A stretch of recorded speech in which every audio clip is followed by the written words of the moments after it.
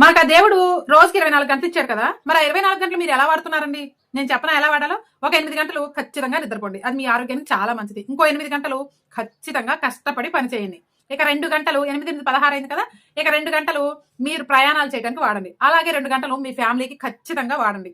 మీరు ఫ్యామిలీతో time spend చేయండి. అప్పటికెన్నయ్యాయి? 20 గంటలయ్యాయి. ఇక మిగిలిన 4 గంటల్లో 1 గంట వ్యాయామాలు చేయండి. 1 గంట సెల్ఫ్ కేర్ మీ యొక్క నా జీవితం ఎలా ఉంది, నా ఆరోగ్యం ఎలా ఉంది, ఇలా సెల్ఫ్ కేర్ చేయండి. ఇంకొక గంట వినోదాలకి ఉపయోగించండి. టీవీలు కానీ, మొబైల్ కానీ 1 గంట ఉపయోగించండి. అప్పటికి ఎన్నయ్యాయి? ఇంకొక గంట మిగిలిపోయింది కదా! ఆ గంట ఏం చేయాలంటే, ఒక అరగంటన్నా కనీసం దేవుడిలో ప్రతి ఒక్కళ్ళ ఆడాయన, మగాయనా సరే దేవుడికి ప్రార్థన చేయండి. ఇంకొక అరగంట ఉంది చూసారా? మీ ఇష్టం అండి. ఆ అరగంట మీకు ఇష్టం వచ్చింది చేసేసేయండి. లెక్క సరిపోయిందా? 24 గంటలు ఇలా వాడితే మనం జీవితంలో చాలా చాలా చాలా హ్యాపీగా ఉంటామండి. ఇంకా మీకు టైం ఎక్కడదండి వేరే వాళ్ళ గురించి ఆలోచించడానికి? ఓకేనా? మీలో ఎంతమంది ఇలా వాడుతున్నారు? నా కామెంట్ సెక్షన్‌లో తెలియజేయండి.